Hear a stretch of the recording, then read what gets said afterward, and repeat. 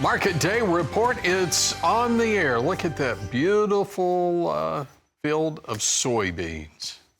Looks like it's growing, ready to go, right? Do we have a buyer?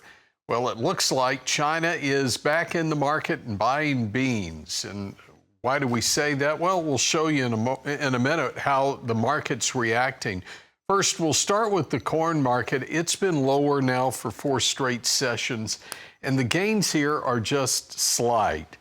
Now, we're trading within a 7-cent trade range on the December, and we're trading near the high of the day. We're just a penny off the day's high at 437 3/4. We're up 3 cents on the session, now 3 1/4 cents higher on that corn contract. But look what's happening over here in beans. Well, that November contract now up 12.5. We're trading in nearly a 19-cent trade range on November, 1147 3/4. We're a penny away from the day's high. And over to the wheat market. Here's Chicago. It's up a penny and a quarter at 587 a bushel. We have July Kansas City wheat, half penny higher, 617 3/4. Quick look over at Minneapolis. Yeah, we're still mostly lower there. And then we have the cotton market, which is in higher territory, but nothing really to write home about at 76.56. It's up 30 points. Well, so why this rally in beans? Chip Nellinger's the owner of Blue Reef Agri Marketing. Chip, anything to do with the weekly export sales report?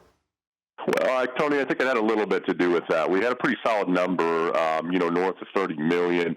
I think there's a combination of things happening. Number one, on Monday, we had the commitment of traders report due to the holiday on Friday. Showed the funds much less long than expected. And so what that has meant is there's been better commercial buying on this break than what we also expected.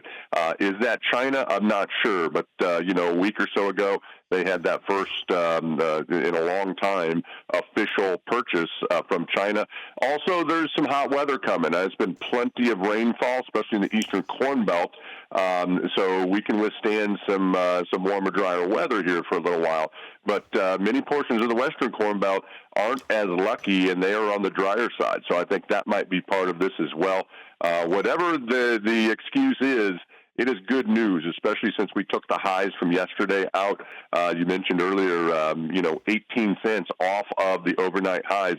Pretty strong performance. It could be the start of something. We need to see some follow through into the end of the week and next week, but could be the initial stages of a nice longer term bottom in here.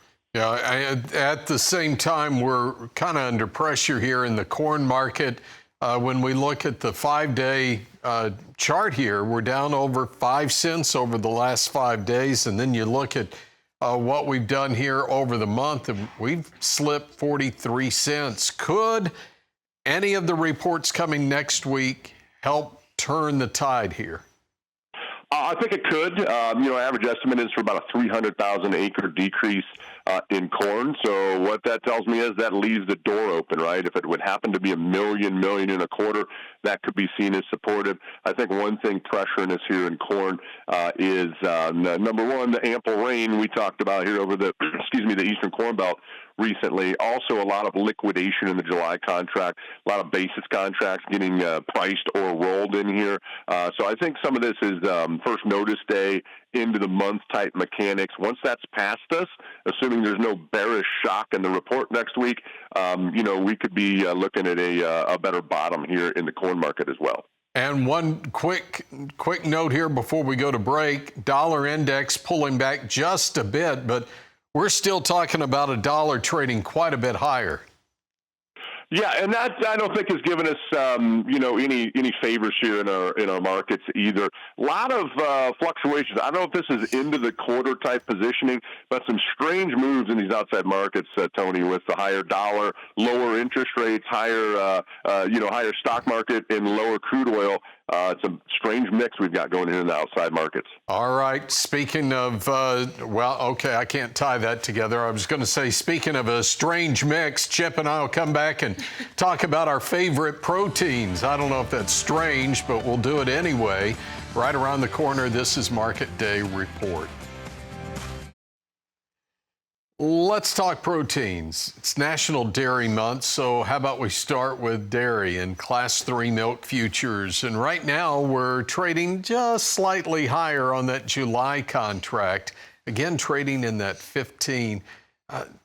Dairy industry, yeah, it's a mixed bag here. If you're looking at the products that we normally talk about in dairy, whether it's fluid milk or we're talking about the soft side, they're under pressure. The real money for the dairy industry is being made looking at these markets, talking about the beef on dairy crosses going into, well, the beef industry. And live cattle futures, August 35 higher, 246.87. And actually, though, you have to back up to this feeder market to see the tie between the dairy and the beef here, with August 373.72. That's 80 higher because we're moving into the feedlots, so that's why we're talking there feeder cattle. And then we've got the hogs here, and man, I think if you could figure out a way to get beef on hog here, Chip, could that help the hog market? Because that's the only thing I can think of right now. Yeah, Tony, we need something to help the hog market. All that being said, it's been so counter-seasonal in here in hogs. We had way over $100 hogs very early in a weird time earlier this spring. And now when we should be rallying, we just can't seem to do anything except sell off. Still above 90, but it doesn't give us a better feeling on that. So, the hog side is definitely under pressure. You mentioned the beef on dairy. That doesn't look to improve. These pasture conditions just continue to slip. So, unfortunately, that's going to continue, to hurt the cow-calf guy. It's going to help the beef on dairy. And still, on the live cattle, still a healthy discount to where the cash trade is. I think that's the name of the game. I don't think you can break a lot when we're staring 260 cash in the face and you got August live cattle, at essentially 247. So too big of a discount there, and that's helping give us support. Yeah, again, we're talking on the protein side. Do we have any seasonal tendencies that come to mind after we get past Independence Day? Is that kind of a marker for us? Well, unfortunately, on the hog side, the seasonal tendency is, post-Labor Day for things to sell off into the third and fourth quarter. So that's now the hog market, as I mentioned, has not traded normally with the seasonals for a while. So, from a counterintuitive standpoint, maybe that's when we can get some rallying because it's been so out of whack with the seasonals. But unfortunately, you get past Labor Day and nothing really good usually happens in the hog side of the equation. So hopefully we can change that seasonal this year. Okay, and again, we're rolling up to the 4th of July, Independence Day, but here's the biggest question for you today, Chip. How do you like your catfish? Ooh, I like it. I like it deep fried. I had some this past Sunday. It's been the first time in a while, so love me a nice catfish dinner here occasionally. Well, go enjoy one. It's National Catfish Day today. Chip Nellinger's the owner of Blue Reef Agri Marketing, makes his home in Morton, Illinois. Yeah, National Catfish Day. I was going to say, the way I like mine cooked is not on my plate.